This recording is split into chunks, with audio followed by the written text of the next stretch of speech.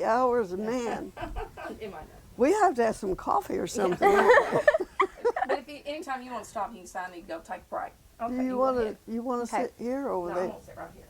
She wants to see me. Okay, I'm Sierra Cole. I'm interviewing Jean Rusewald at her home. It is December 5th, 2007. Okay, what is your full name? Jean Marie Rusewald, or Wilhelm Rusewald. Were you named after anyone? Not that I know. When were you born? January 12th, 19. Okay. Where were you born? In Wiener. Wayne? Well, I was born in the house, but I was born, we lived in the area of Wiener. Okay. Did you ever have a nickname? I have one now, Mama Jean, but I don't use it, unless somebody just says it. My grandchildren all call me Mama Jean. Did you have a nickname like maybe when you were younger, growing up? Well, let me see. Golly, did I have a nickname? I really don't know. Okay. I've probably been called a lot of things. Haven't we all? Do you know where your ancestors were from? Well, I'm sure that about the third generation was from Germany, because my dad was German and my mom was English, but I don't know when they came over, but I know Dad was a full-blooded German. Where did they settle? They probably were related to Adolf Hitler. I mean, not him, but Wilhelm, or, because I'm sure that there's some of us over there yet, somewhere in Germany. Where did they settle? Yes, ma'am. That is a question that really I just don't remember if I've ever been told or not, because they came, well, I was, let's see, about 7th in the family, and there was 11 of us. So they probably moved several times, between the times that they came and then I was born. But we lived over where, somewhere in the vicinity of where the Clarks live now, which you all know. Yeah. What did they do there? He farmed, my dad farmed. Okay. And my mom helped him. She was right along his side. Interesting. Interesting. Yeah, she worked like a man. And she lived to be 98 years and 3 months old. Wow. Okay, I'm going to talk about your parents now. Okay. Where did your mother grow up? In Missouri, Piedmont. What's something you'd like me to know about your mother? I would like you to know she was a wonderful woman. Can you tell me a story about her? Well, I could tell you several, but I haven't thought about All right, You can, take your time. You can think about. She took care of us 11 children, and that says a whole lot for her. How she ever done it, I don't know. How she ever fed us, I don't know. It was hard going at that time, and we all had a hard time, really. Can imagine. No, you can't. But a couple with 11 children, and what they called it back then, what did they call farming? It was a sharecropper. Being a sharecropper, you got just a share of whatever was raised. Excuse me. Can you think of a story about something you remember that happened with you and her, or something that you remember doing, one particular event or one particular time, that's something that you still remember that stands out, that happened? Take your time and think. Well, I remember a lot of things. I know her her birthday parties was something we gave her after she got, up in her years when we could do it. Mm-hmm. We gave her some birthday parties that were wonderful, and she loved them, but she kept saying, don't do it, don't do it. But yes, that plus the fact that she took care of us all, I mean, very much so.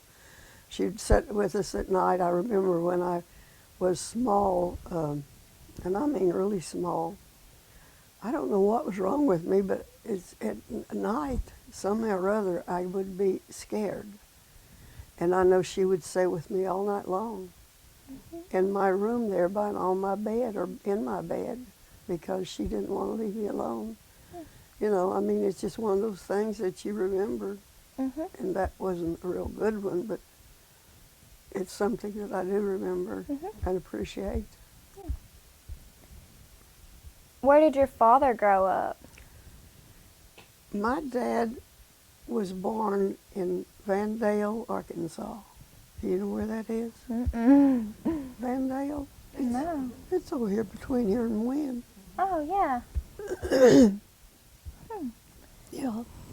I guess his father was a farmer too. I don't really know because it's been so, I never did meet him. I only met one of my grandparents, and that was my paternal grandmother.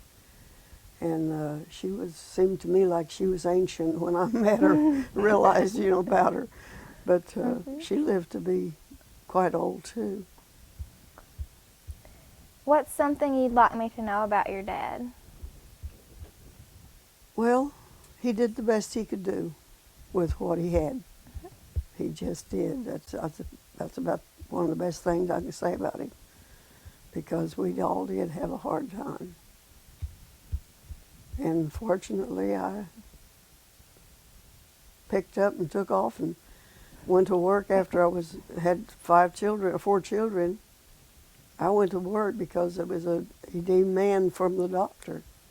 He says, you get out of the house or we're going to send you down to Little Rock at that time. That's where they sent everybody who was nutty. And so I went to work after I, knew I had to do something, because I could look at myself and not see me.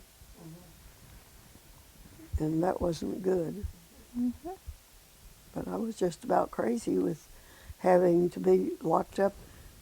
That room there and that one over there is all we had to live in after we were married. And I had 2 children then, and of course the others were born afterwards, but I had no help, not whatsoever, no help.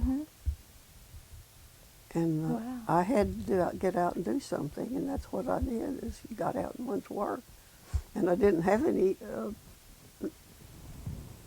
formal education to go, get a job as a office or something like that. I couldn't do that, so I started selling Avon. And I sold Avon for, just a few months, and someone saw me selling one day, and they asked me if they could talk to me about selling Stanley Home Products.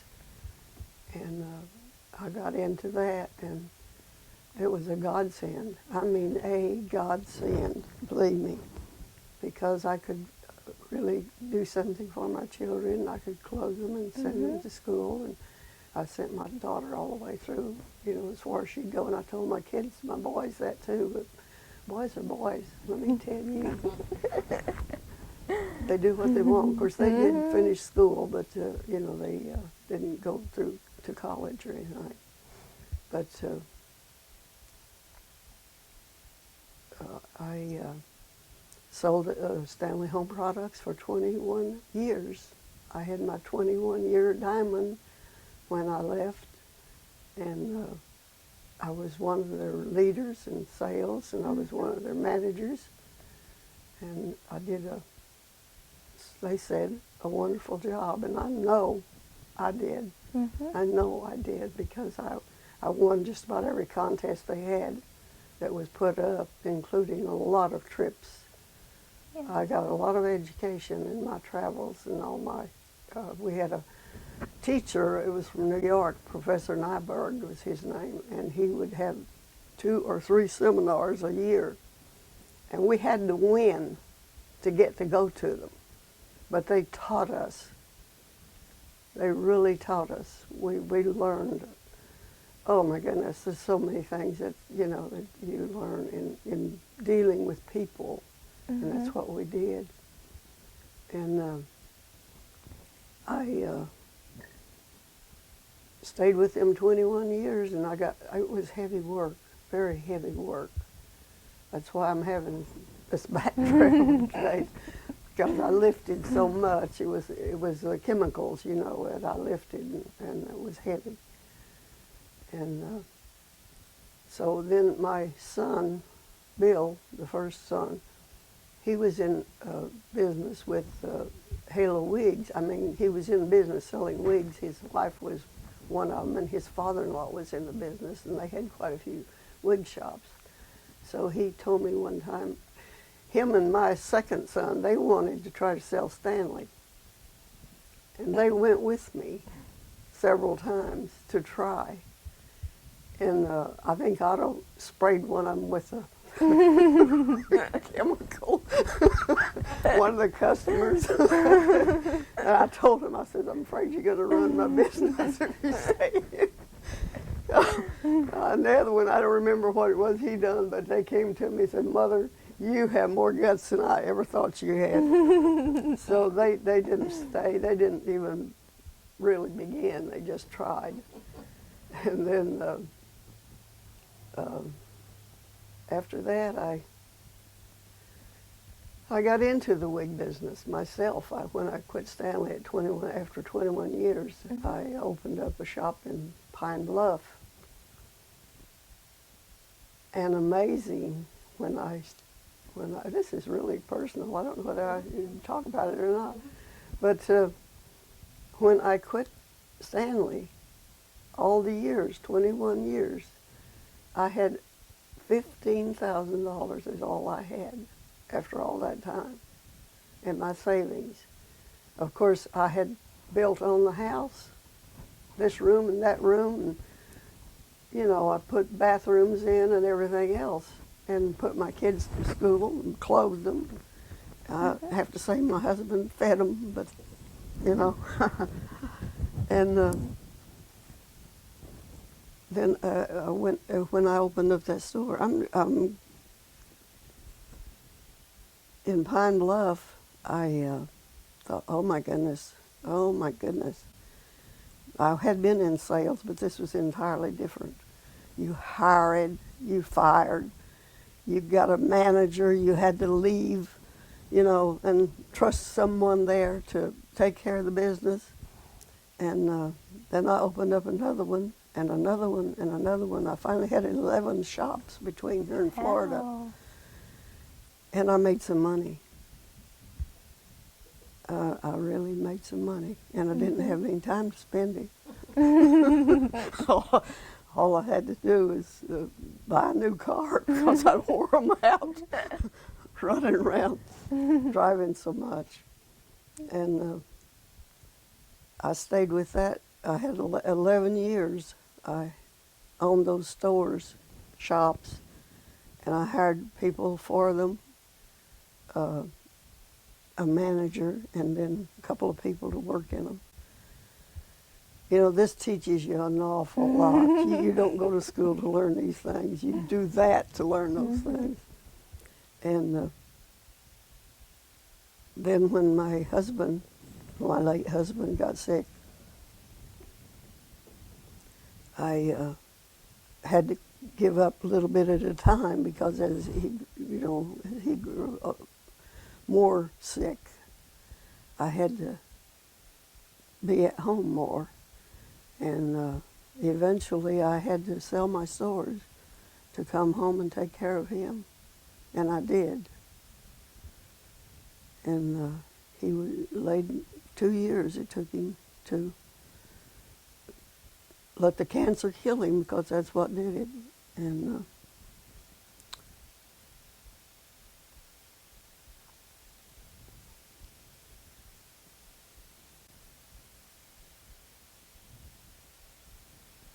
after that, after he was buried, and I kind of came to myself a little bit, I started traveling, and I traveled a lot. I really did. I just thought, well, I'm here by myself. Why should I stay by myself? You know, get out and do things and go places and see people, and I did. I know I've traveled alone. I took cruises and flights, and you name it, I went, and I enjoyed myself. Yeah. What were some of your favorite places you went? Oh, Honolulu. Definitely. It was a great one. But I never enjoyed it any more than I did the first time I went. I don't know, it was just like a new world to me. Actually, if you've never been there, it is that way when you land. And I just enjoyed it. Of course, my son, Danny, my baby boy, was stationed there at that time, at the base over there in Honolulu. And I used that as an excuse. And another excuse, it was my birthday. And I said, I'm going to go see my baby. And he was my baby. And so I went to Honolulu, and I've stayed 2 weeks. And everybody was so good to me. I mean, I enjoyed everybody I met. I don't know how anybody could be better than the people over there, the way they treated me, because they just treated me like I was one of the family. And I enjoyed those 2 weeks as much as I ever enjoyed anything in my life. But I enjoyed a lot of different other places that I went, but that sticks out in my memory. Of course, I was there close to Danny, and I really enjoyed it. Okay, back to your parents. Can you? We got away from them, didn't we? That's fine. Yeah. Can you tell me a story about your father? Like between you and him, maybe? Me and him. He depended on me an awful lot, I might tell you that. You know, he called me Gino. And that was a nickname, wasn't yeah. it? There you go. He thought after I went to work, he thought there wasn't anything I couldn't do. He just thought that I could do anything. And Dad never had too much ambition.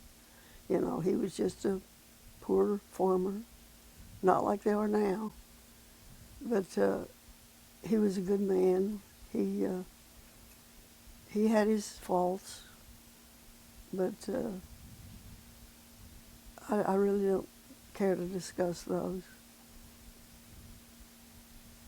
But he thought that of all the kids, 11 of us, he chose me as, I guess, his favorite, because he could call on me anytime he wanted. And the rest of them got up and left too. You know, they moved away and every place else, and I was always available to him.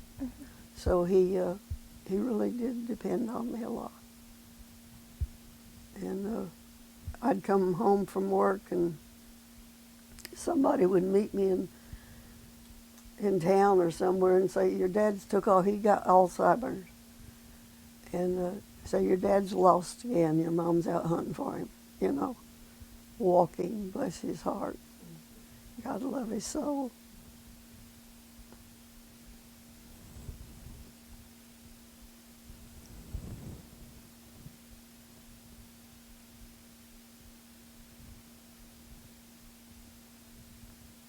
But we finally had to put him in a nursing home because he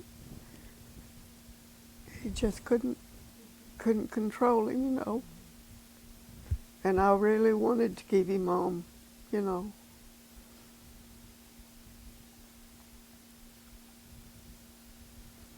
But I think I had him in about 4 before I found one that I thought would work. He had a hard time.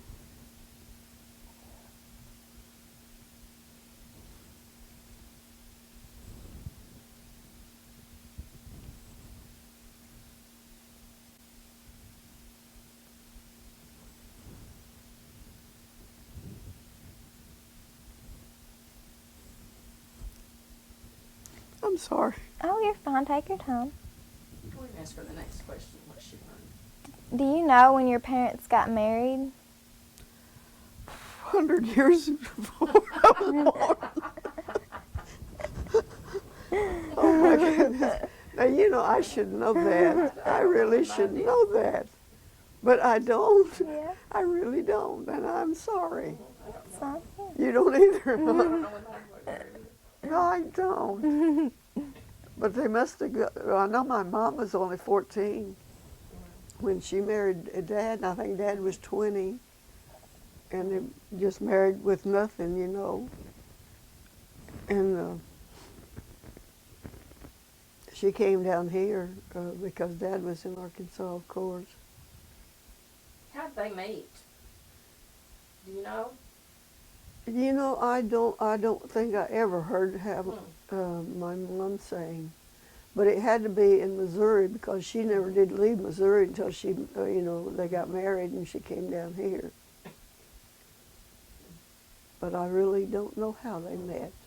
He was probably up there with, on some occasion that found her someplace. Her mom and dad were very, very religious people. I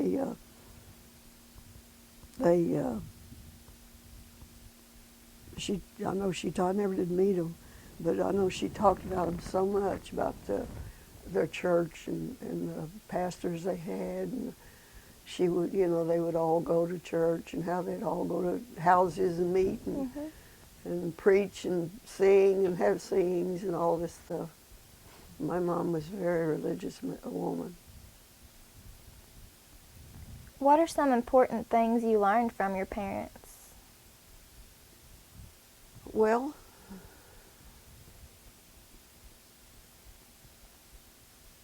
I learned a lot from my mom about being patient with people and trying to love people, even with their faults, you know, because she didn't believe holding anything against anyone. That I really am proud of, knowing that she felt like that, because she never did. I don't guess she ever made an enemy in her life. She was just that kind of a person. I guess that's why the good Lord let her live as long as she did.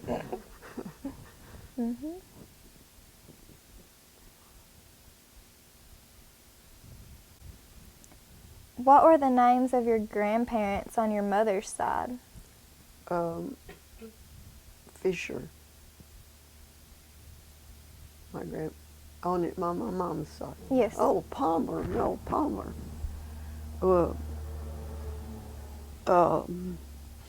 I really wish I could have known them, because they, you know, I feel like I missed a lot by not knowing them. Of course, they weren't around when I was born, so I didn't get to meet them.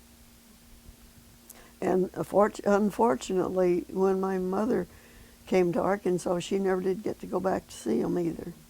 That was bad. You know, you couldn't go then like you do now. Yeah. You know, Missouri was like a foreign country almost. And you just didn't do those things. What did they do for a living, do you know? Who? Your mother's parents. They farmed. They were farmers. In Missouri. And I know my mom told a story one time about my grandfather, her dad. They had a breakout of what, smallpox? Is that what the bad thing is? Smallpox? And he waded a river to keep from going through some kids that was on the bridge, and they had it in their home, and he wasn't going to cross that bridge because they were there. And he waded a river to get across so he could go home, and he got pneumonia and died. Oh my. Yeah. See, he shouldn't have done that, because he wouldn't have got the smallpox on, you know, probably. But they had when they had outbreaks then, they had outbreaks, and, you know, a lot of people died. Lots of people. How many kids did they have? My grandparents. Yes. I believe I remember my mother saying they had 8, but I just know a few of the names because I never did meet any. I did meet them when I was a little bitty girl. I met some of my uncles. She had a lot of brothers, Mhm. and I met some of them, and I really thought they were wonderful, and they were good people. But I didn't get to really know them, any of them. Mhm. But I always hated it because she never did get to go back up there and visit with them. Mhm.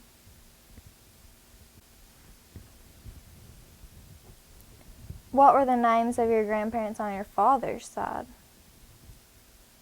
Wilhelm. Uh-huh. What did they do for a living? Cora. Oh, sorry. Cora Wilhelm was my grandmother, Mhm. and John was my grandfather. And they lived on the farm too. They had several children, and my grandfather, I think he must have died pretty young. He had tuberculosis, and at that time there was no cure for it. They just had to tough it out, and if they survived it, they did, and if they didn't, they just died. And he did. He died. I remember my dad saying that my grandfather, his dad, smoked pot, and he said, they tell you to stay away from anybody who has something like that, because it was contagious, really, very much so.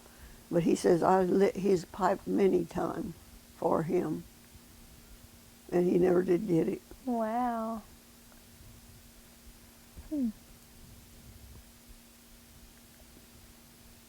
Can you tell me a story about any of your paternal grandparents? Well, that was my paternal grandparent I'm talking about. The one that had the tuberculosis and died. That was my dad's Right. father. My dad's mother, she lived with one of my uncles after he died. I guess from then on she lived with my Uncle Walker because when I first realized who she was, I know she was living with him, and she was living with him when she died, so I guess that's where she lived all her life. What about your brothers and sisters? Oh, what about them? You don't want to know all about them. Oh my goodness. What do you want me to tell you about them? How did you all get along when you were growing up? Oh, we had to get along. Our father and mother didn't let us do otherwise. Really, there was no, maybe we loved each other, actually. We really did. There was a lot of love in our family. But, I just thought I'd die when my youngest brother had to go to World War II. That was the awfulest thing ever happened to me because I loved him, and I didn't want him to go. And I was a little girl, and I just thought that was terrible. But we got along, really. We got along real good. Oh, we'd have spats. Somebody done something I had. I would say something, and it's vice versa, And I was always in their way, I imagine. Yeah, we got along pretty good. What did you do together for fun? Oh man, that's something now, We made things, we would take a tin can, for instance, and mash it down and then put our heels in it and walk like that. Mm-hmm. See who could do things like that. We played hopscotch. We played marbles. We jumped the rope. All kinds of things that we could do there. and not have to go out to the store and buy $100 worth of stuff before we could have any fun. Mhm. You know, when in fact we'd never had $100. If we had, it would have went for groceries, I'm sure. Mhm. But yeah, we entertained ourselves. At night we'd sit around and sing, or you know, just read. Well, we read by a coal oil lamp. You know, little. I had to clean the globes because my hand was the smallest. I think they used that for an excuse so I wouldn't break them. But I remember that, oh, so much. Cleaning those smoky globes to make a light. Yeah, I love my sisters and I love my brothers very, very much. I only got 2 of them left. They've all gone. What's the most trouble you've ever got into? When you were a little girl. When I was a Yeah. little girl. Oh, I know what I did one time. Oh my goodness. We moved into Wiener in the, I can't tell, it's on the street where Mr. Dudley lived. I don't know if you know that, on that street. And on the south side of his house, well, I think that house is still there, that corner house. They had an old car out there in the back that had been discarded and just left there. And they had some geese. And these geese laid their eggs, the mama geese laid their eggs out there in that old car. And one time I was just a little bitty fella, but I had to go to the store for something for my mother. And when I went home, I saw that big old goose egg laying there. And I had to get it. And I did get it. And I said, Mom, look what I found. You know, I found it. You know, it was in the nest, really, there. And I said, I found this down the road. She says, Jean, you didn't find that egg. You didn't find that egg. I said, yeah, Mom, I did. No, you didn't. You get that egg right now and march your little self down to that house, and you take it to the door, and you knock on the door, and this lady will come to the door, and you tell her what you've done. And I had to do that. Wow. And I didn't get any more goose eggs. And I didn't get anything else. It wasn't mine. Isn't that funny how things like that stick with you forever and ever? Seems like it was 100 years ago. Mhm. But I remember her making me do that, and it taught me a big, big lesson. Mhm. You don't take things that's not yours.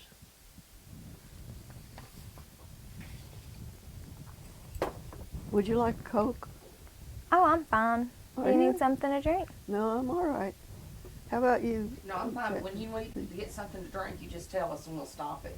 We can Well, I'm all right. Okay. Okay.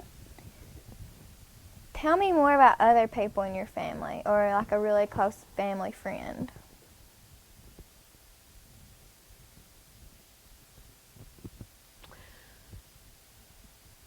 I have a lot of friends. I did have. They died. I've outlived them, and that's bad. It really has been hurting because, see, Marguerite Guswick, I don't know if you knew her or not, but she was a wonderful friend of mine. And, of course, Miss Jessie and Lena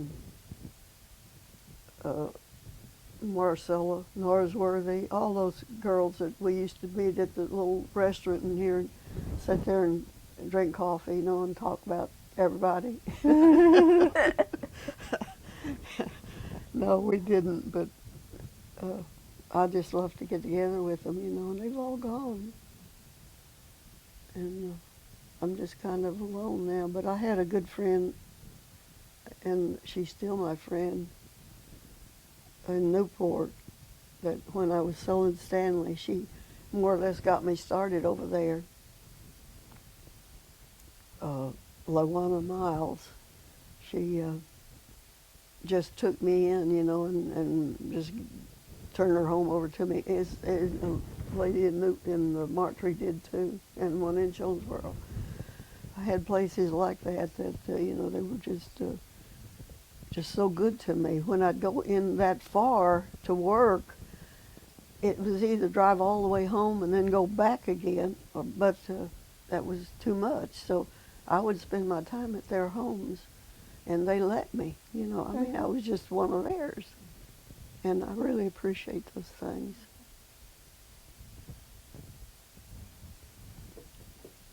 Now, I could have been mean and hateful and not had any friends that do that, but I did. I had a lot of friends. In Harrisburg also, little Kiss Mills, bless her heart, and her mother-in-law, they lived there right at the edge of Harrisburg, and I spent a lot of time there with them when I was working over in that area. You know, we'd go there and we'd chitter and chatter and talk and just have a good time. And many times I ate with them because they insisted that I eat there. And I enjoyed that too. And she's still there, and I'm ashamed of myself for not going and seeing her. But my friend in Newport, she's got Alzheimer's, God love her, and she's out in Las Vegas now. Her daughter's out there teaching school, so she's living out there with her now. And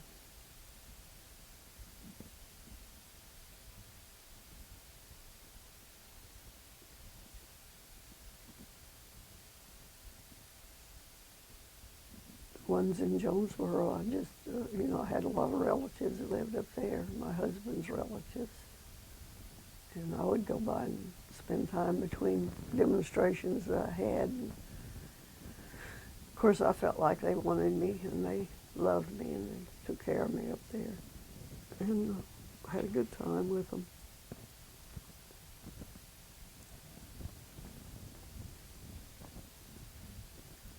What did the house you lived in as a child look like? Bad. Do I have to say more? If you want. No, I really don't remember that much about it, but it was a two-story house that we lived in we lived out there where I told you we were. And 2 stories meant 2 rooms down here and 2 rooms up there. That's how it was, a 2-story. I don't know why they built them like that, but that's how it was. Yeah. And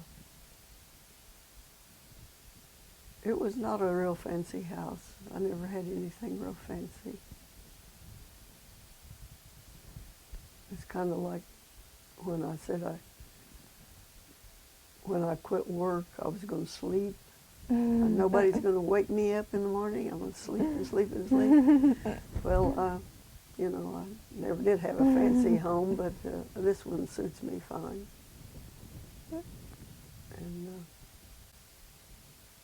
And I'm proud of it because I put a lot in this house of my money.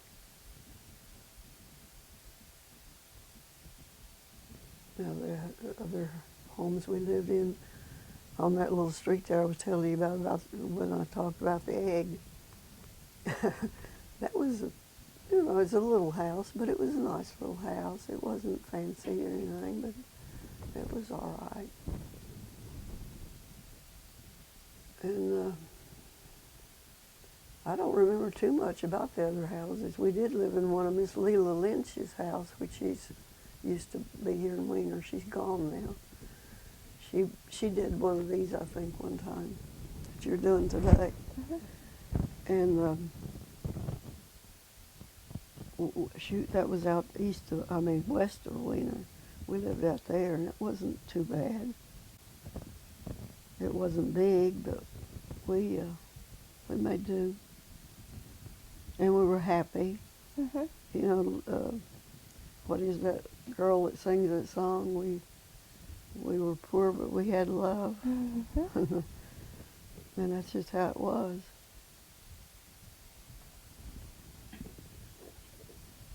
Do you remember the Depression? Yes, yes. Did it affect? Vaguely, yes, yes.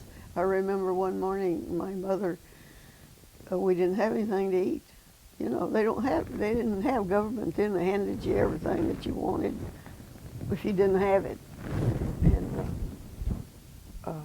one morning she had a little flour, and that was all we had that morning for breakfast. And she wouldn't make biscuits because that took away something, I don't know what. But anyway, she made a hoe cake, she called it. Just a hoe cake, and put it in a pan and baked it. And it was good. And that, I mean, that's one thing I remember from the Depression. And Dad, he went to work then on the, was it WPA or something like that, on the roads. He went out there and went to work. You're just getting a heck of a kick out of this, aren't you? Yeah. Golly. And, you know, that helped us through it. But remember, we didn't have any sugar. We didn't have any coffee. We couldn't get it. It wasn't there.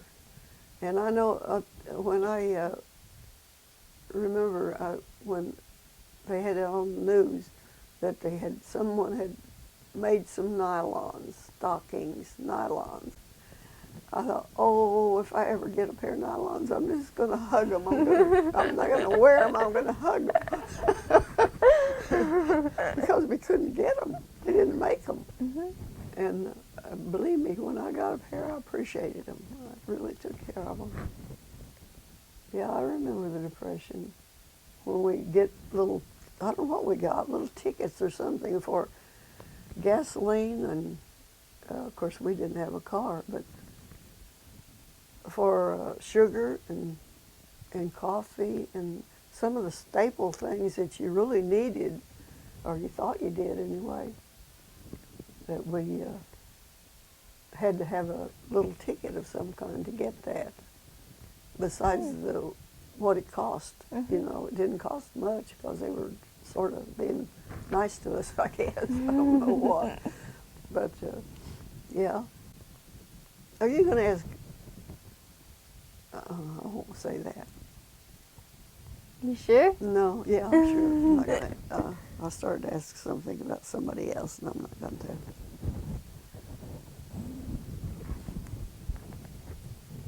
What was your neighborhood like, or rural area where you lived as a child? Oh, we all just was like, we helped each other, knew each other. We never had any fights or cutting people down or doing things like that, like they do today. Mm-hmm. We all got along real well. We had a little two-room schoolhouse that I started school in over at Long Creek, and Mrs. Westerman was my teacher, and I sure did love her. She was a nice person. What did the neighborhood look like? It was very sparse. You know, the houses and everything was, you know, a house here and then down a mile, but that was not far for anybody, because if you wanted to go there, you just got up and went. Yeah. Were there a lot of trees? A lot of wood? Yes, yes, yes. Thank God. I wish they'd still some of them there. It's a shame that they've cut down so many. Yes, there's lots of trees, beautiful trees. I love trees. I lost 3 last year because of the drought, and it just really broke my heart. I don't like to. I think Buddy and Otto and David like to cut them up and see them burn.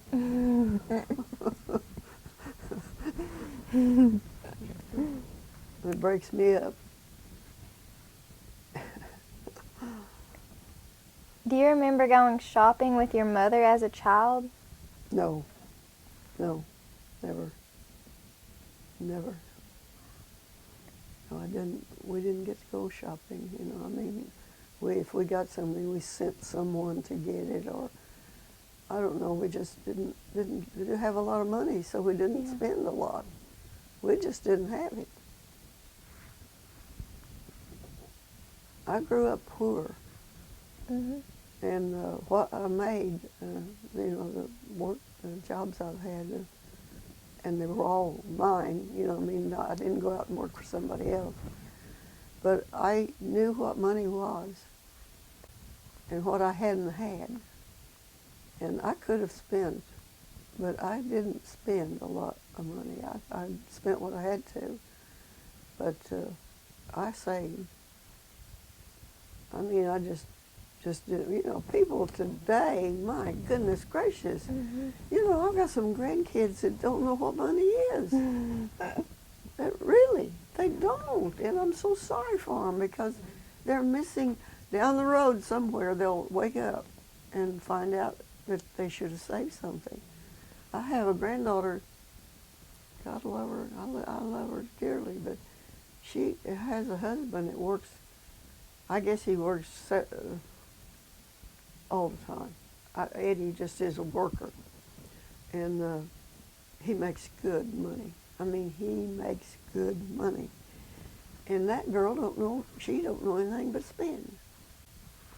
I shouldn't be telling you this. That's the generation we're in. The generation we're in, really, and this little girl that they have adopted, she's going to be worse. Right there. Mhm. Because she doesn't want for anything. That child has horses, ponies, cars, little cars, you know. Oh my God, I wish. And I try, please don't do that. You're going to be sorry some of these days. I don't know.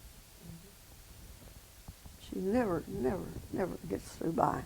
Bless her heart. I love her dearly. Can you remember any stories your older family members used to tell?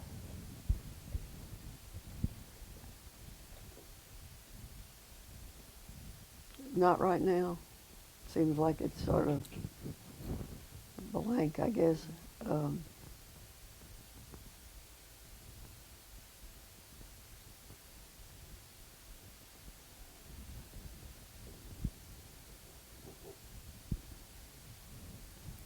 Okay. Tell me about the first funeral you remember attending. The first one? Mhm. Oh my goodness, I don't know whether I can or not. I don't remember. What's the first one you remember? Maybe not the first one you went to, the first one that you do remember. Okay. My sister is dead now that was married to this man, but my brother-in-law got killed and on a Christmas Eve. And I didn't understand a whole lot about it, but I do remember it. I know it happened, and I know they brought him in the house, you know, the body in the house, and laid him out, what they called then, how they did it. And I was there, but to me, I didn't grasp it. You know, I was very small, but this stayed with me because it was quite an ordeal for us all to have that happen. And that's why I remember that. Did they bring him to your parents' home? No, they brought him to their home. No, they didn't. They brought him to my mom's home. I had forgotten. Because my sister was there, the one that was married to him. She was your neighbor at one time.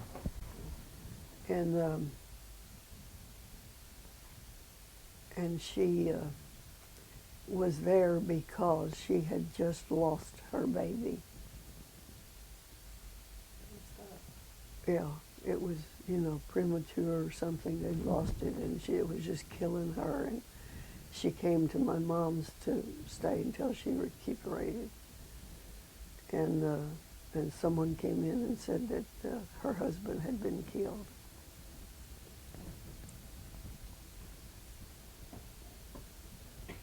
Were your oh sorry. That's Go all ahead. right. Well, that's. I didn't go to the funeral because I just didn't go. I don't know why. I didn't. I don't think a lot of us went, but I remember that. You asked me. I told you. You're getting things out of me that's dead a long time ago. You know. It comes You're back. doing fine, yeah. Really, It comes back. really. Mhm. Were your parents strict? Oh, the world's worst. Yeah, they were. You know, we didn't sass our parents. We didn't talk back to them. We talked to them like they were our mother and our father. And we knew we had to, because that was how we were raised to do that. It really does bother me to see some of the children today, how they do treat their parents. Yes, they were strict with us, very strict. Man, ooh. You know, we just, they just had to be. Now you're not allowed to be whipped in school or nowhere else, and that's sad. It's really sad. We have a government that I could get into, but I'm not. I'll let that go.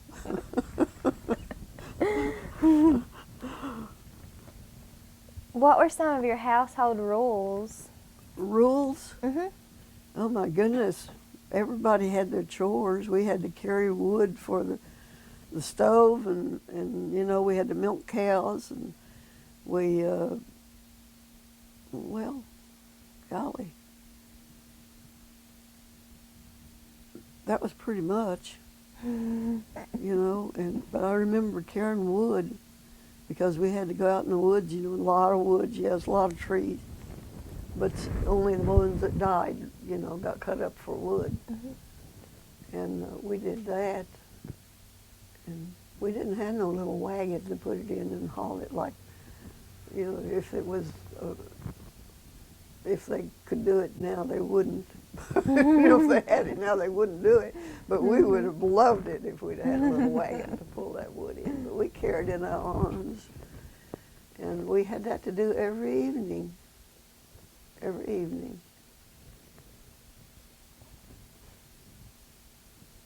And of course, we had to wash dishes and sweep floors and, you know, all those things that you have to do when you, if we wanted to have clean dishes the next time, and we did. What did your family do to have fun together? Things like trips and special No celebrations? trips. Nobody took any trips. The only trips they ever took was when somebody was dying or sick and they had to go to see them. We had no travel. Not when I was a little girl.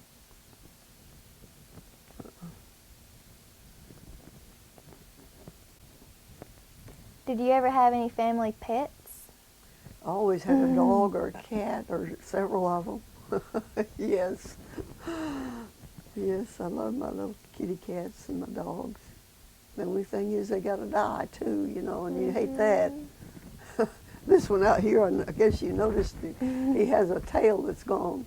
He's been hit twice by cars. Oh. Yeah, and I nursed him back, laid him right over there by the fire, and nursed him for a couple of weeks both times, and healed him, got him healed up. Was there a special pet that was yours, like it was really special to you? That you remember one you really liked? I liked all of them. I did. I did. I really liked all my little pets. I only had dogs or a cat, you know, but I loved them. Really loved them. They, Do you remember the names of some of them? well, there's Jake, and, and there's Colonel, and my little cat, he had his tail cut off too, but he was out here in in the snow playing. I got a picture of him. But I don't remember his name. That's too bad. Poor little feller. I don't even remember his name now. But I loved him. He was a sweetie. I love this one. This is Gabby. He never meowed. So he has the name Gabby, but he loves me. He helps me make garden. He helps me blow leaves. I know you saw him. Oh, I'll tell you, they blow this away one time and that way the next time. We have leaves out here. I don't mind them though because I have to have trees to get that many leaves, and I've got the trees. What medicines or remedies do you remember as a child? Well, we had castor oil. We had salts. We had, what kind of tree is that you get bark off of to make Sassafras? yeah, sassafras, and that was tea. And my mom made teas for that, you know, and then we drank it for colds and things. And she would gather certain kinds of weeds, I call them, to make poultices for us to put on our sores, or, you know, and they all healed up. I had never gone to a doctor until I got married. Yeah. Wow.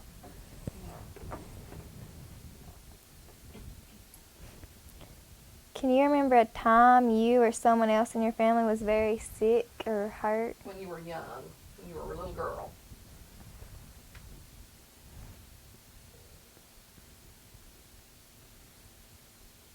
Yeah. Of course, I remember several times. One time my mom, I don't know what she had, and the doctors didn't know what she had, but she,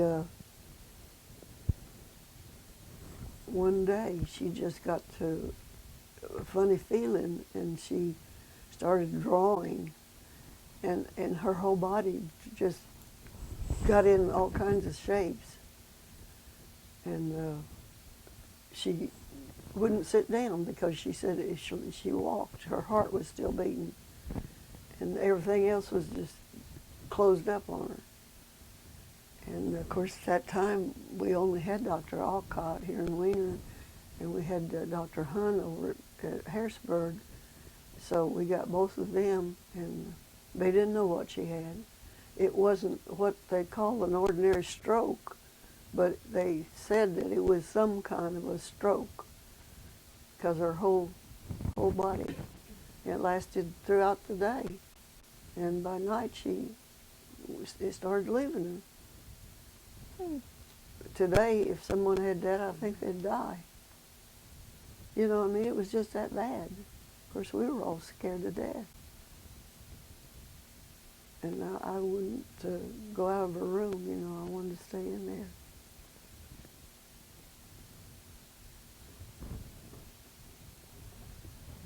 You know, my kids are going to get a kick out of this. There's stuff they'll never know. They never knew. I never said that to them. Mm-hmm. Things I never said to them.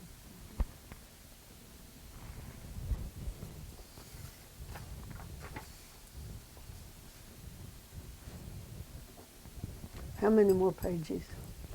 You need to get a drink. No, I don't want one. I should. You need a shot. Oh, no. Oh, let's see. I need to go to the bathroom now. Okay, we can stop. All right, take your mind off. Okay. When you were a child, Wait just a minute. Let me make sure it's going. Okay, go ahead.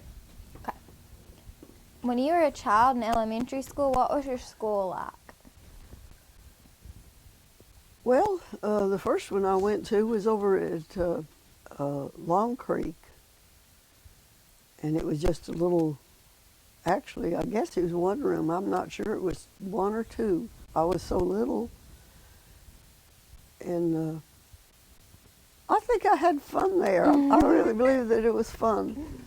Mrs. Westerman, the elderly Mrs. W.A.'s mother, actually. She was my teacher, and I just loved her to death. And I enjoyed the kids, and it was just nice, just nice. It wasn't anything elaborate, you know. But it was nice for my first school there. Can you think of a story you could tell me about something that happened to you at grade school?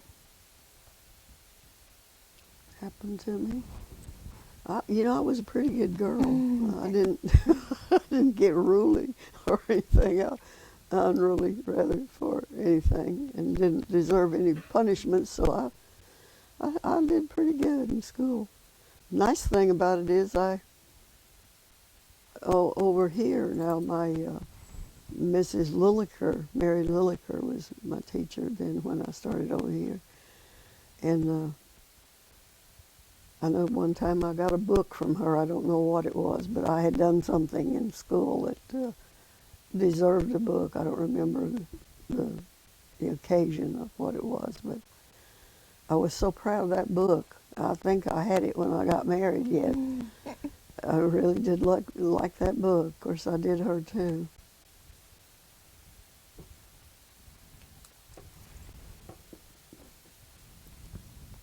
What did you do in the summers when there was no school? Well, I sure didn't do what they do now. Worked, usually. Worked. I babysat. I worked in the restaurant here in town. And I carried water out to the fields to the men who were working in the fields, because at that time they didn't, I don't know why, they just didn't have stuff that they carried like their ice box now. They fill it full of drinks and carry it out there, make it all easy, which I don't blame them at all. I'm glad they can. But that's what I did then.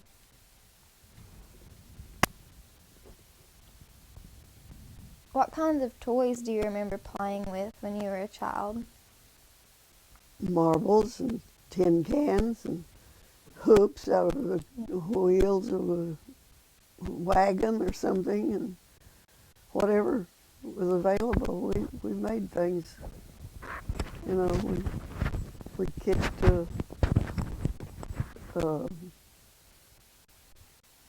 tin cans along the way and see who'd get there first. And I know I got to be a real good marble player. I could beat my brothers. Did you ever have a doll? Yes. Tell about that. How did you get it? I had a doll one time. My sister, Lena, who you knew, she worked over here for somebody, and Christmas time she came home and brought each of us a little something. And she brought me this cutest little doll. I can still see that little doll, how much I really loved it. It was, and it had red hair. Hair was just as red as it could be. Not natural. It was just red. And but it was hair. It was artificial, I'm sure, but anyway. I loved that little thing, and I didn't have it a couple of days till that hair came off. And I thought that was going to kill me. I just cried, and I cried, and I cried over that doll. I've never forgotten that. This was, that was the only toy I got. And, of course, it was really something for me. Mm-hmm. It was really special, right? I loved that little doll. It was a little porcelain type doll, with the red hair. I loved it so much. But I got that hair put back on somewhere or other. I don't remember how, but it was back on there. Oh, Lordy. Oh, my goodness, how things you bring back. Did you have a special spot or hiding place as a child?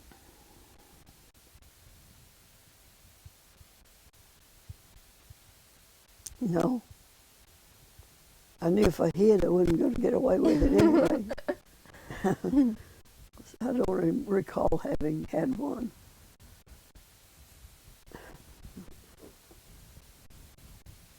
Tell me about the oldest person you can remember knowing when you were a child.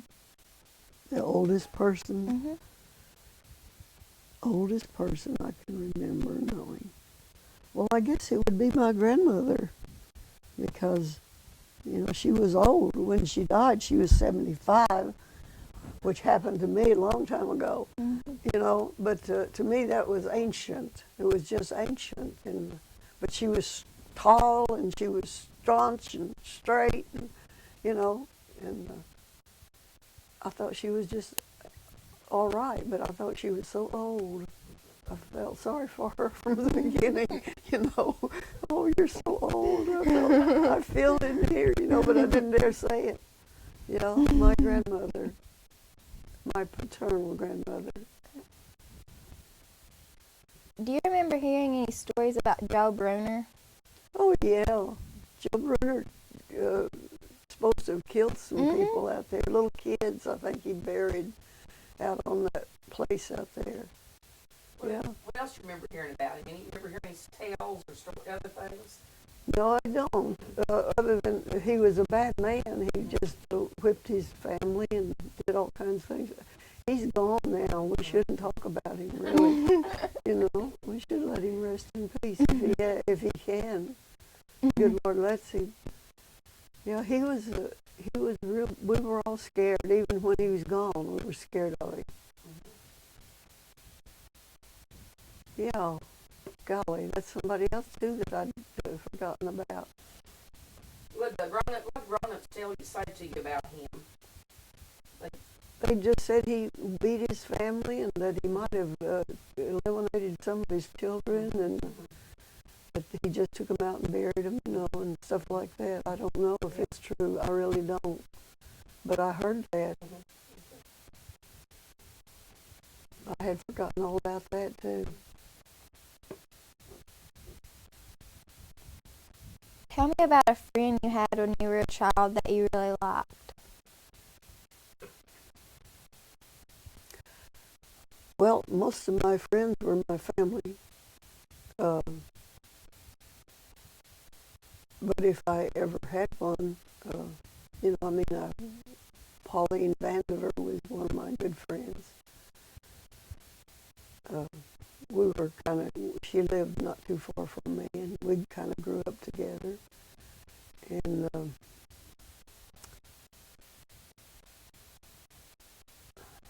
me see.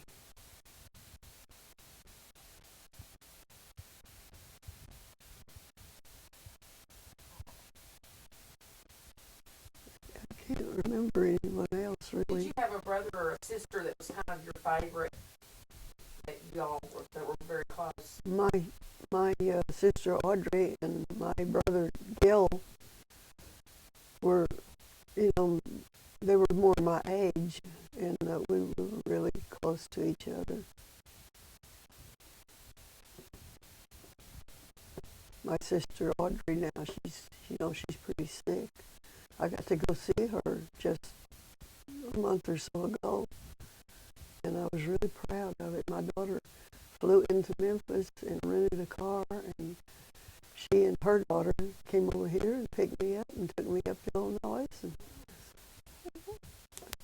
and we visited with her, and she's been getting better ever since. Good. Can you tell me about a child that you remember that you didn't like? That I didn't like? Yeah. I don't believe so, hon. I don't think I ever found a little girl or boy that I didn't like. Yeah. In fact, I loved them all. No, we didn't have any problems with that. Tell me about a story about spending the night away from home when you were a child. I never did like to. I know if I did, it was because somebody insisted, that maybe I go spend the night with someone, which I didn't like to go. But I spent some nights with my oldest sister Mary. was scared every night, and I didn't want to stay there. I wanted to go home. I loved it at home.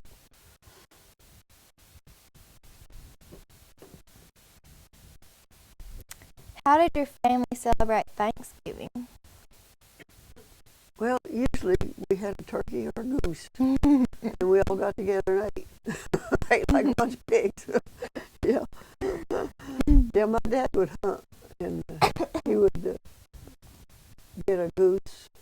If we had a goose, though, we got it and we put it in a pen and fed it corn like crazy, just fatten that goose up. And then, oh, isn't that awful to kill it then after that? Terrible. My poor mom. And he killed, my dad got several wild turkeys, so I imagine most of the time we had a turkey. And all the food, I remember we had plenty of food. It's Thanksgiving and Christmas. I don't know where it came from, but we had it. It was good. Wonderful. What do you remember doing on Halloween? One time I put a log across the road, and that was mean. That was really me and my sister. We did. That's terrible. Terrible. I couldn't get it out of my mind even after I'd done it.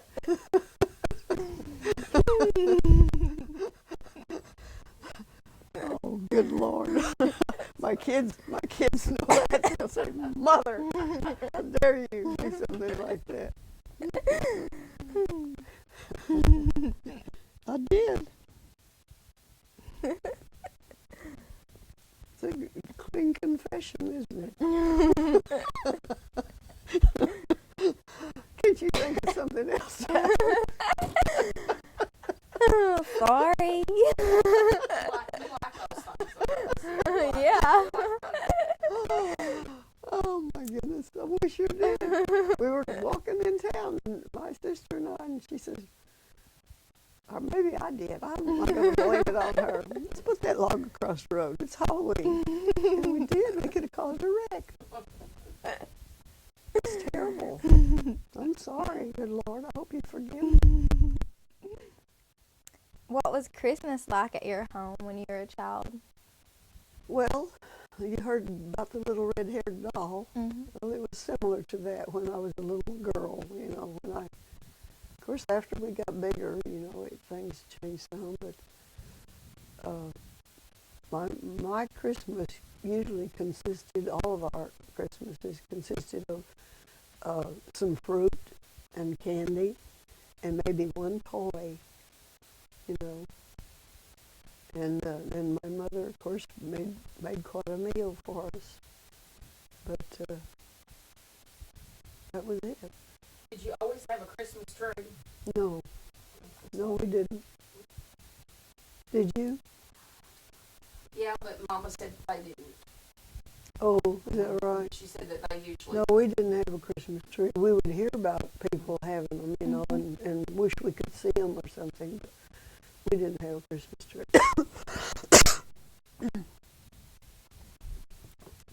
I can't remember when we first did have a Christmas tree, really, but I know we were all grown. Some of us were even out, left home, by the time we got one. Mm-hmm.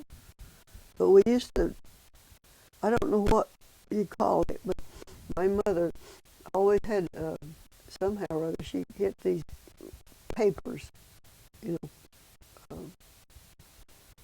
just colored papers, and she would cut them in rings like that, and we would put them together Mm-hmm. and hang them around the house. We did that. Hmm. Yeah. Can you tell me a story about a birthday you had as a child? My birthday, I never had a birthday party until I gave me one. I gave my first birthday party out here. Did you celebrate with that many children? Did they celebrate birthdays at all? At home, Mm-hmm. When you were young? not really. We would maybe Mom would make a cake, but that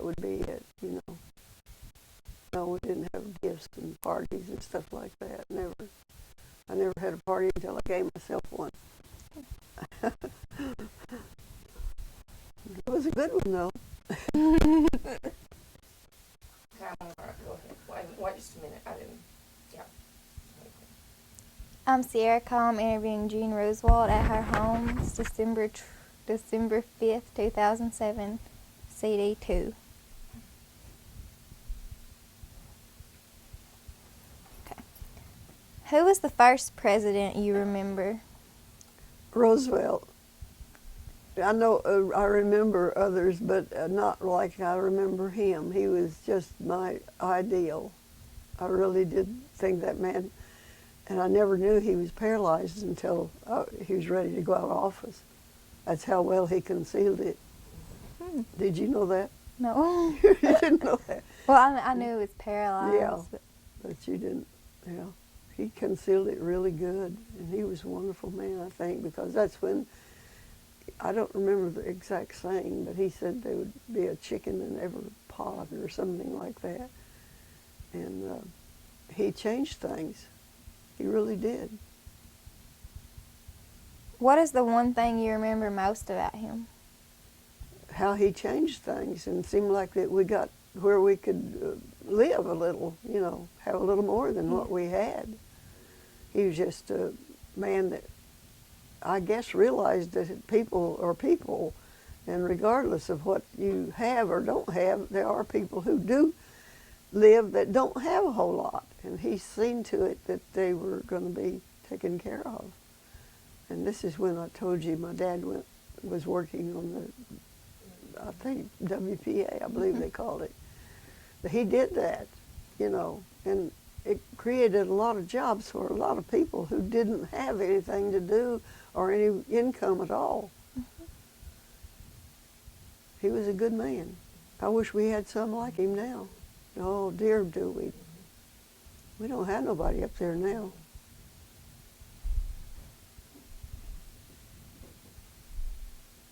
When you were in school, were there any famous people like movie stars or singers you really, really liked? Didn't know any of them. Wow. Yeah, wow. Didn't know any of them, didn't even care about them. Mm-hmm. It wasn't my life. Mm-hmm.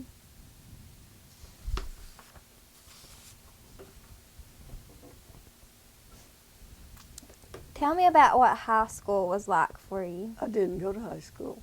Did- Can't do you any good there. I went to, you might say I got a high school degree or more than that when I was working, because I was taught things that I don't think is taught in school.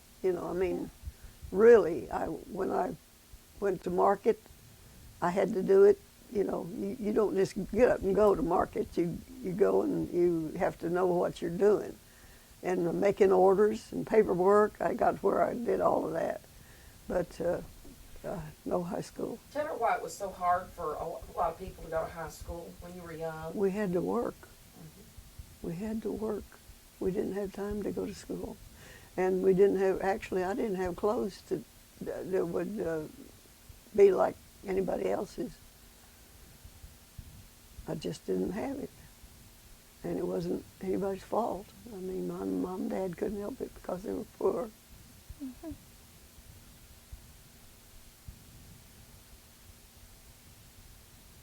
And sometimes I think it was good that you do know that and have that, and you go back to that and you think, we did have love, like Loretta Lynn says.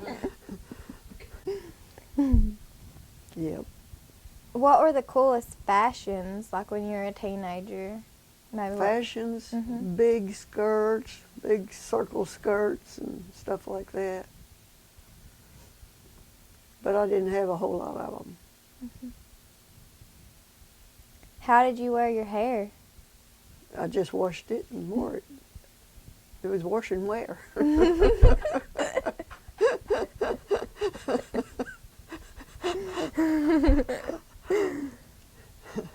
Did most girls wear their hair short or long? Anyway, Anyway. there's part of them long, part of them short, part of them straight, and part of them curly. Just however it would go? Right. Do you remember having a favorite outfit? Yeah, I remember when I was a little girl and I was in a play at school, and my mom made me a little cute little dress that went along with whatever I was. And she didn't tell me she was making it or anything, but when I got home one day, she had it there for me. Aw. This was right before I went to, for the play. Yeah.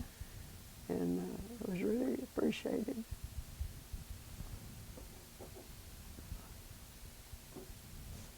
Now I'm going to ask you about your social life when you were a teenager. I had none. I didn't. I want them to see how different this is. Go ahead, though. What were some of the most fun or wildest things you and your friends did? We weren't wild. We weren't wild, honey. We just weren't. We had no cars, and we weren't drinkers. We didn't drink, and we didn't get out to go to somebody's house and have a wild party, all weekend. Nothing like that. No, didn't have it. Tell me what you remember about Grundens. I remember wading in it one day when my little boy got in it and went under the water. I remember that. Oh, I had a brand new pair of house shoes, and I didn't get them very often. And my little Otto, he was sitting out there at the edge of the water, and he went down for something like that, and his head got down there, and he couldn't raise it up, and I just waded out in the water. I don't know why I kept those shoes on. I could have kicked them off, but I didn't have time. I had to get my baby. That's the main thing I remember about Grundens. And I remember eating hamburgers up there. They had a guy up there that made good hamburgers. Pickle was his name. Yep. And I know they swum under the, they had a big thing screened off. Can I get a tissue? Sure. Here, I'll take her thing off. We're happy. All right, well, you were talking about Grundens. Okay, they had a building-like thing that was screened in, so when you went underneath it to get inside it, you didn't get ate up with mosquitoes. And it was a very social place for everybody to go to, the kids. Yeah. And I was married because I had the kids, I had some of them. And I'd go up there with Bill or with somebody. That Bill was my husband. And occasionally, we didn't go a lot, but occasionally we would go up there on Sundays. And sometimes I'd just take the kids and go up there because they like to flitter in the water. Did you ever go up there as a child or a teenager? Oh, no, I never did. I didn't have anybody to go with, and no way to get there. And didn't know too much about it, actually. But after a while, you learn about those things. Did you go to the movie theater as a teenager? Yeah, once in a while. We had a little theater here in town, You don't know, I guess. Oh, goodness, what were their names? I used to know their names, and I can't remember. Go ahead and tell those two names. Was it called the Majestic or the Victory Theater? I believe it was the Victory. Okay. Yeah. And we'd go there once in a while to a movie, but not very often. We didn't have that much money. And it wasn't very expensive, but we just didn't have any money to go. And Miss Sophie Schisler had her place right next door to it. And we'd go in there and talk and visit a little bit, But people don't like to visit with little kids, and I was a little kid at that time. And, you'd go in and get a sack of candy or something, maybe go on home.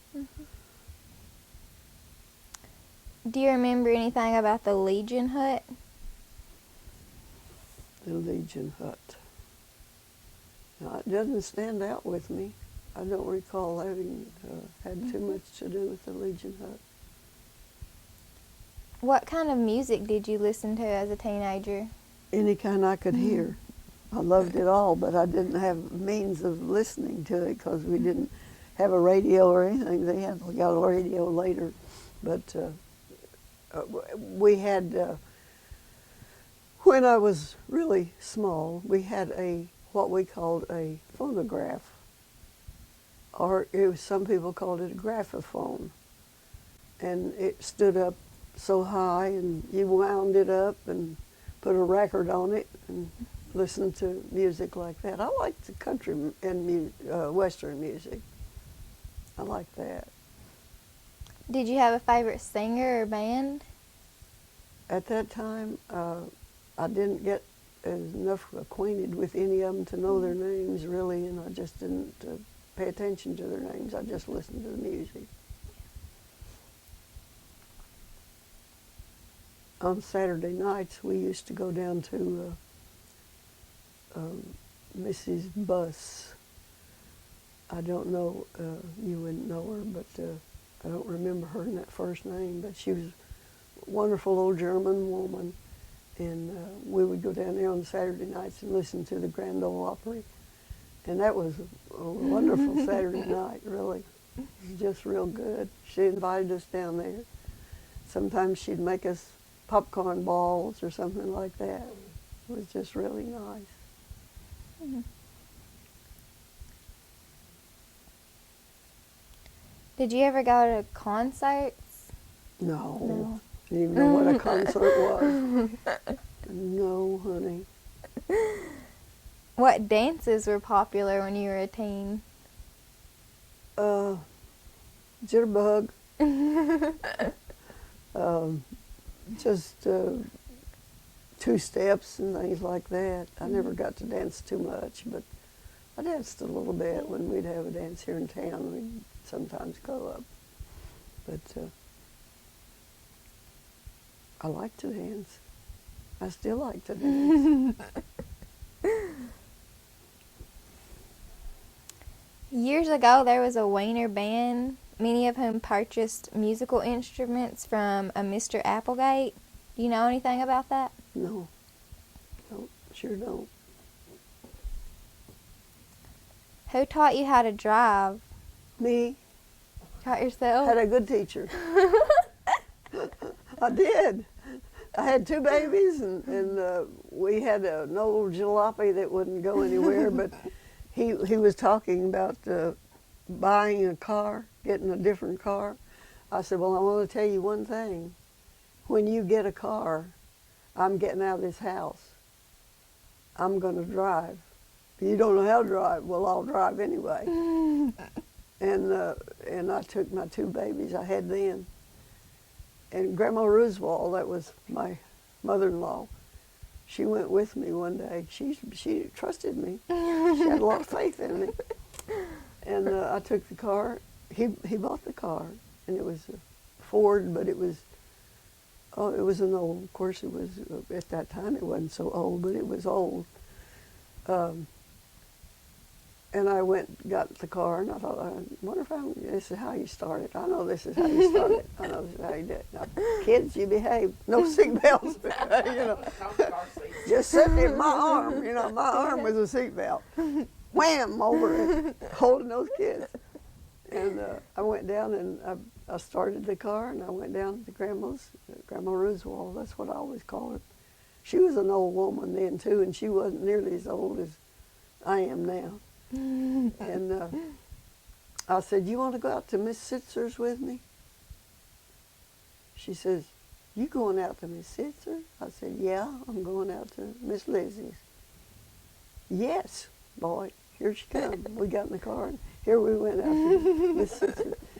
Me driving the first time I ever drove it. I had my two little kids, you know. I was thinking of them. I didn't think about me. Well, heck with me. But nobody would teach me anything like that.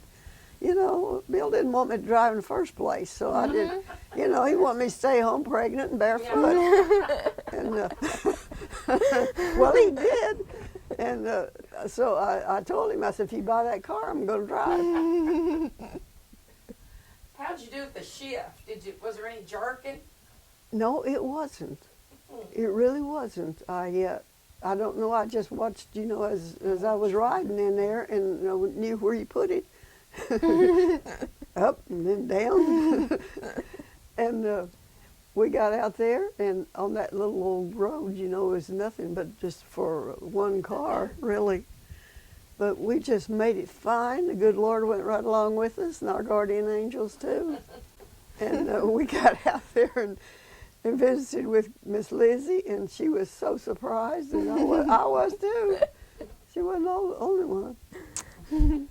And so then from then on, I just go a little bit further, a little bit further and a little bit further, and all of a sudden here I'm going everywhere. And I have driven just about everywhere too, believe me, I have.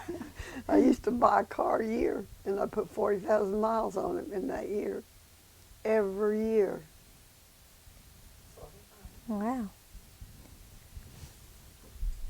But I had a good time doing that. And I was so proud of myself. I just looked in the mirror and said, "You can do it. You can do it."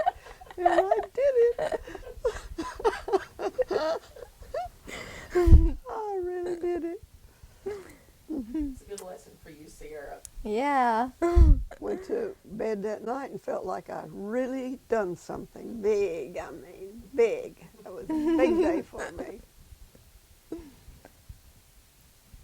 Tell me about someone you admired or looked up to when you were young. Just about everybody. I think I admired everybody. Let me see. Oh, golly.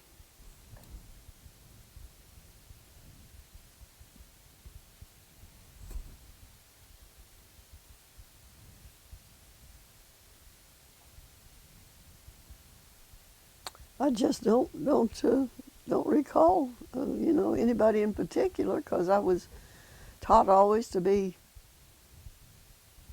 polite and everything to everyone, but I never did get close, close to anybody. Can you remember anybody who, when you looked at them, you thought, "Man, I'd like to be like them," or "I'd like to do what all they the do"? time, all the time. I had more daydreams than you have. Really. Oh, Tell about I one of those dream. part people. The what? Tell about one of those people that used to think that, "Man, I'd like to do that or be like that" when you were little or young or teenager or any time in your life. Well, just about everybody, there was Maggie Lou. You remember Maggie Lou? I thought she just did, she had everything she needed and everything she could ever want. And I admired her so much for it. And she didn't know I was alive, Mm-hmm. But I thought she was just great. And several of the kids like that at school, that I would look up to and wish I could talk to them even, but they seemed like they didn't have time for me. Mm-hmm. It's all right. I know when I had to walk to school, this family, and I'm not going to name the name, but they lived out beyond where we lived, about 2 miles, and they had a car, and those kids would drive to school, and there was 3 of them, I believe, and I would walk, and they would never pick me up, and I would say to myself, if I had a car, I'd pick you up. But they didn't ever pick me up. They were nice, but it wasn't too far into the future till I outgrew them and got far ahead of them and do things that they never dreamed of doing. Yeah.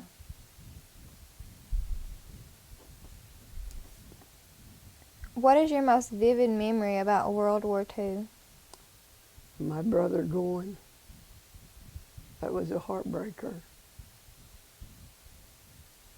Of course, he got home. He came home unharmed, but it sure was a heartbreaker to see him go.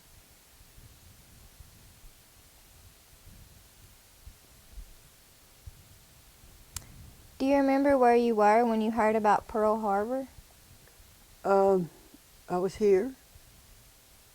It was on the Sundays when I heard about it. Well, we got up to go to church, and everybody was talking about it, you know. Yes. It was terrible. I don't know why those Japanese did that to us. We had never hurt them or harmed them. And they were mean to us. But we showed them.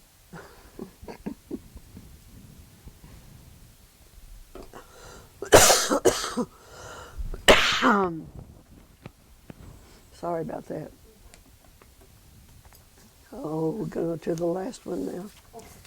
Not quite. You don't have too much more though. Was this written up for me? No, everybody. Everybody's same thing? Mm-hmm. Oh boy. I bet you think I'm a boo-boo. No. Like a boo-boo. Who had a big influence on you when you were a teenager? Who had a big influence on me? I think my school teachers was the main thing that, like Miss Ursa D. Good and Affa. I know they were really nice people. Mm-hmm.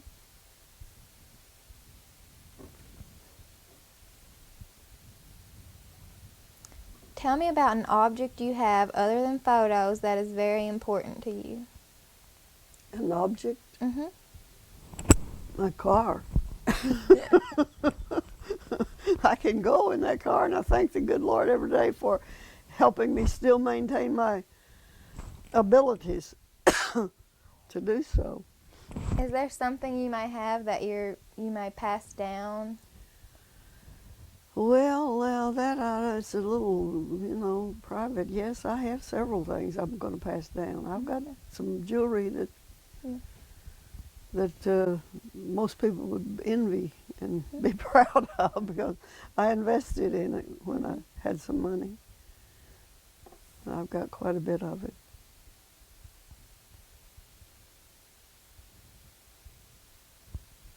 Biggest trouble is I don't know how to divide it. You better do it before you're gone. Yeah, but I don't know. I just don't know how. I've just thought and thought and thought. Yeah, there's always fights, aren't there? Everybody. Tell me a story about something that happened to you at one of your first jobs. I built a bridge one night to get to the place I was going to.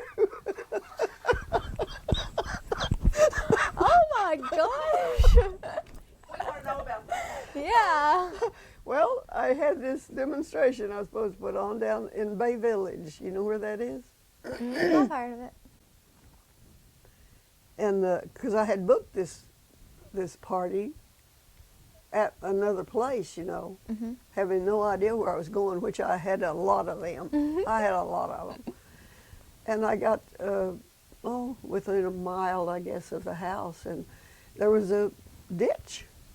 And, I didn't know what to do. And I thought, well, my golly, how am I going to get there? Because I never did just say, well, it's too bad, I'm going home. I didn't do that. I went regardless. Yeah.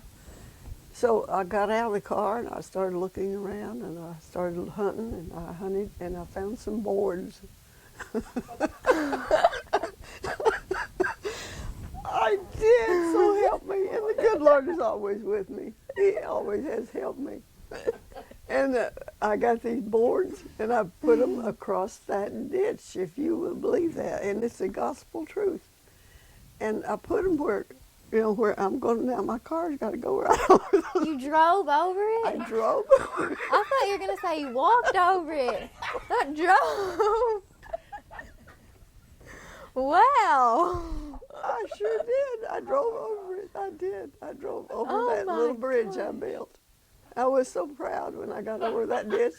Did you go back over it then? When you Yes, I had to. Oh my God. Yes. Yeah, I did.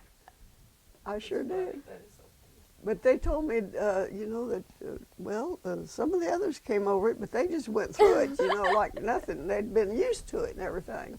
But I hadn't, and I was a little bit scared. But one night I went to one of my demonstrations, and it was over on the other side of Grubbs. And when I left from here, the good Lord, I guess he ought to knock me down, actually. But it was storming like crazy. It was storming. But when I have an obligation, to me it was an obligation, because that lady had given me her word that she wanted me to do this at her home, And I had her in my book. And this was my job to do, and I wasn't going to let her down. And I got out in the car, and I drove over to Grubbs. It was storming every bit of the way. Hail, then when I got to Grubbs, it hailed like crazy, and the wind was, trees was blowing and going down the road and everything else. And I got up to her house. There was no lights on, nobody around, nothing at all. I got up to the door, and I got to the window where I could see, because there wasn't anybody in the house. And I could see when the lightning flashed, the house was full of water. I mean, on the floors it was full of water. I said, well, I sure hate to leave this woman like this, but I can't stay here. I got to try to do something else. And I said, I'll just come back tomorrow and tell her what happened, because I didn't want her to think I let her down, stood her up. That's the way I worked. And I came home, storming on me all the way. And I got home, and of course I was a nervous wreck because I had let her down more than anything. I just couldn't bear to say that I hadn't been there. But I got home and went to bed, and the next morning I got up and I said, well, we had a storm here too. I mean, it blew trees down and everything. It was just bad. And the next morning I said, I got to go back to Grubbs because I had to tell that lady that I was there, and I did. I went back over there, and she had gotten in a storm cellar with a bunch of people, and she had a big old order for me. Big order. Well. How about that? Bet you're glad you went back over there. Well, I would have gone back anyway, Yeah. But yeah, I sure did. And she did. She was a good hostess. Really good. How did you meet your husband? I met him at my sister's house. There was several people there at a little party on New Year's Eve. On New Year's Eve, yeah. And he was there, and I don't know how we never did, just really make up like you kids would, I guess. But we talked to each other, and he, talked to me like he should. And it wasn't long until he came back to see me again, and it started from there. But it was just a casual meeting. I had no idea he was going to be the father of my 4 children.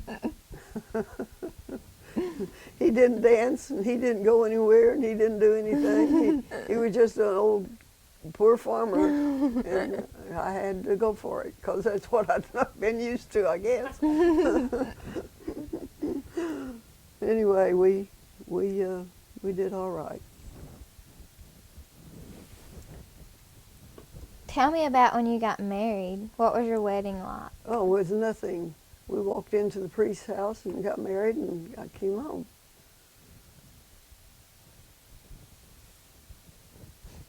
Wasn't that a dandy? Yeah. Who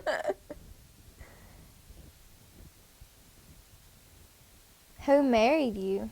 Father Butterbach. Why'd you laugh? Butterball. That was just a funny name. Butterball. Oh, Is it okay. Butterball? Butterbach, B-A-C-H. Huh. B-U-T-T-E-R, B-A-C-H. He's a real German. So you got married at his house? At his rectory, yeah. Huh. Did you go on a honeymoon? No.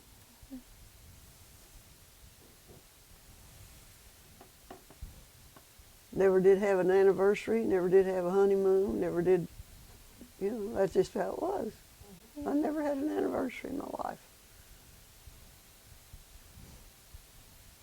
Is there a family recipe that throughout the years is always found on the table at family celebrations? A recipe, pumpkin pie, turkey. Right now, that's very in. Very in. Mm-hmm. My noodles is what my kids always fight for. They when I make noodles, that's it. I mean, anytime they're together, they'll call me up. We got one favor to ask you. We all got together, and we want you to make us a pot of noodles, and I have to make a pot of noodles. And they are good, but they have been all the time. Grandma Rusewald taught me how to make them. Mm-hmm. And I make them every time. How do you make them? Tell us how you do it. I make them with eggs and flour, and just a tiny little bit of cooking oil. Mix them up until they're stiff, and roll them out real thin. Cut them with my little noodle cutter and let them dry a little bit, and cook them in water. Cook them in clear water, and drain the flour off, and and then put them in the broth. So you cook them in water before you put them in broth? Uh-huh. See, there's lots of flour when you make them stiff and you roll them and rolling them out. And if you put it in the broth, you've got a lot of excess starch in there. If you put you on a pan of water, bring it to a boil, and just throw them in there, and then take a colander and put it in the sink and dump them in the colander and let them drain, and put them in the broth.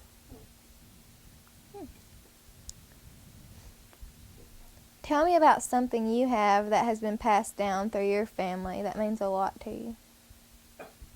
I don't have anything except just what I've learned from my mother,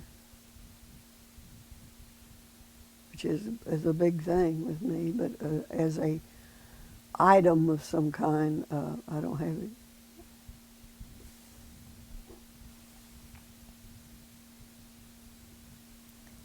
Tell what you remember about the businesses that were in Weiner when you were young. Franklin Huber's store. Franklin Huber's store. We used to go there, and he would have we'd have a nickel. He'd make the biggest sack of candy you ever seen and load it up for us. I'm using us. It probably was just me, but Yeah. he was a wonderful man, that Mr. Franklin Huber. That's Daisy's grandfather. You know Daisy, I guess. Daisy. Probably doesn't. I do. No. Yeah, you do. What other stores do you remember? Well, I remember Mr. D. Good. He was on the corner there where the City Hall is now. And I don't know. I just remember Mr. Huber being always so generous with us with the candy he had when he'd sack up his nickels worth of candy. Probably cost $1, $1.50, or $2 now. Mr. Diggood was a nice person too.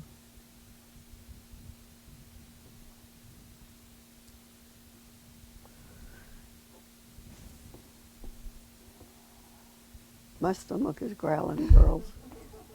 Is that going to be on that tape? No. Good. But we'll know about it. It's so I'm going to listen real close. Oh, golly. That's right. I forget this thing's connected to me. Tell me a story about what you remember about grocery stores in town. Sophie's Dime Store. Miss Allen's dress shop. Do you remember? Well, now those are not grocery stores. They weren't grocery stores. Well, just, do you Or remember just it? stores. Oh, stores. Okay. Well, I definitely remember Miss Sophie because, you know, that was the only place we went on Saturday night if we wanted to go somewhere, could go somewhere, because she was next to the theater, and she was the type of person that you could go in there and sit down. She had little benches or something that would, a lot of people would go in there and just sit down and talk and visit, you know. Mm-hmm. That was our Saturday night thing. And she was just a nice person. Do you remember Miss Allen's? Yes, Miss Allen's had a little dress shop there. And Miss Allen laid all of her dresses down, as I remember. They all laid down tables. They weren't hanging up. And but I remember her. I remember Miss Allen. I can see her right now. Just clear and plain. She's, you know, she was a very petite kind of woman and very nice. Was there any places to eat in town? When I was little, I didn't get to eat out any. Never did. That's why I'm making up for it now. I don't ever cook if I can keep from it. No, Irene McCoy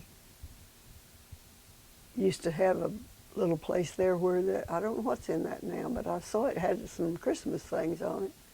A little place right there where that service station used to be. She had a little hamburger joint, we called it, hamburger joint, but she did make good hamburgers.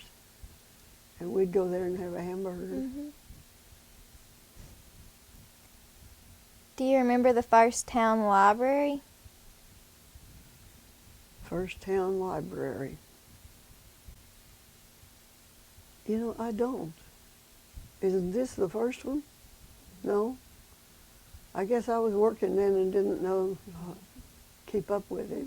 When I was working full force. Do you remember hearing about the Wiener Hotel? Hearing about it? Mm-hmm. Well, I remember the hotel. You do? Tell us what you remember about it. Well, I had two sisters that worked there. They carried the pots. You know, they didn't have bathrooms. I mean, commodes and, you know, like that. Oh my gosh. No, they didn't.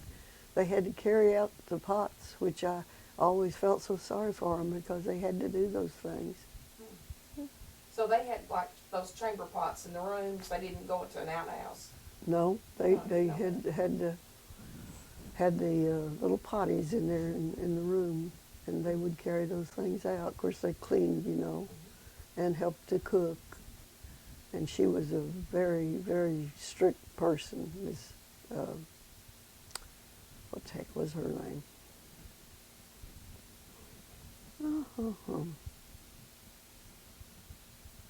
I didn't think I'd ever forget that name.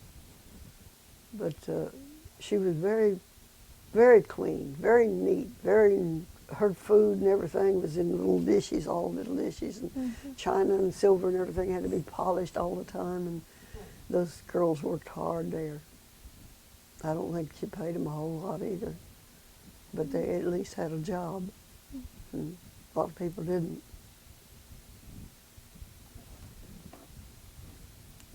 Tell me about the first television you remember seeing. The first one I remember seeing was in there in that room. And it was about that big. And it was an ugly little thing. But to us it was beautiful. It was a beautiful little television. Yeah. It was wonderful. I don't think we got a whole lot of stations, maybe 3 or 4, but it was something. So is it black and white? Oh yes, Yeah. Lord, yes, black and white.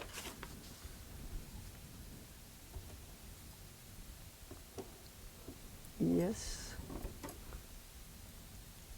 Of the inventions or discoveries that have been made in your lifetime, which has been your favorite and why?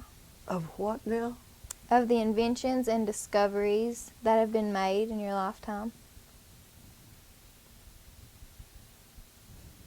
Which one's your favorite of all the stuff that's Mm-hmm. the conveniences?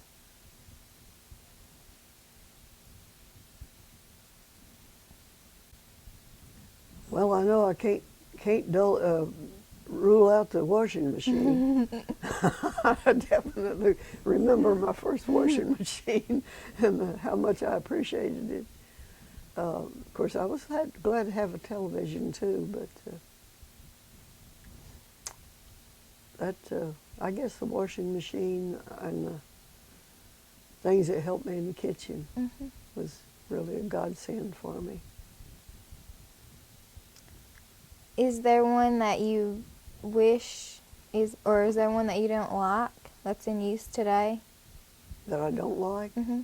Well, there's a lot I haven't used, but I don't know of one that I don't like. I love my microwave and my dishwasher and my, disposal and all those things, and of course the bathrooms and everything, which we didn't have in the beginning.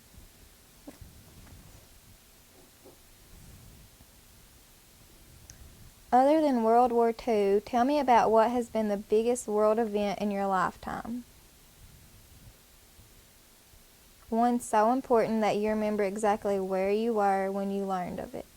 When that shuttle busted, that shuttle that went, space shuttle, I know where I was, and it just stuck out to me, all those people on that thing, but when they were going up.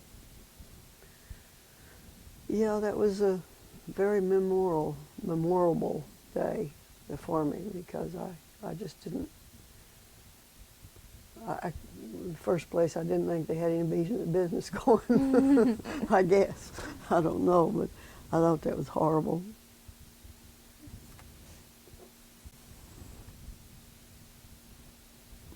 Although most people don't like to pat themselves on the back, what is something you've done or accomplished in life that you are proud of?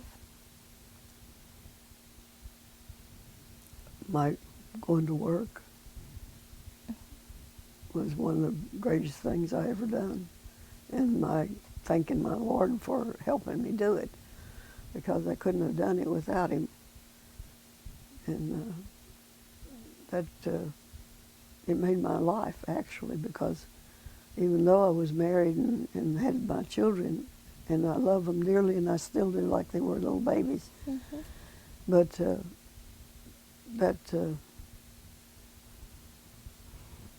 that was very important.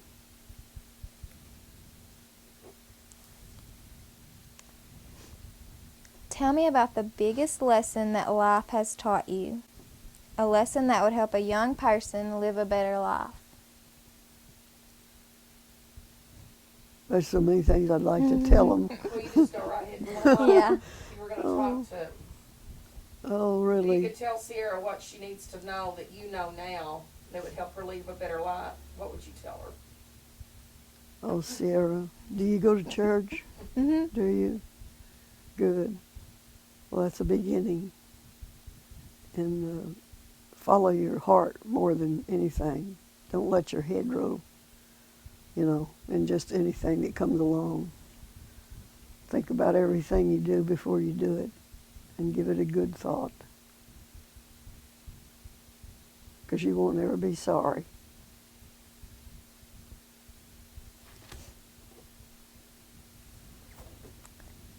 That's all we have for you today. Oh,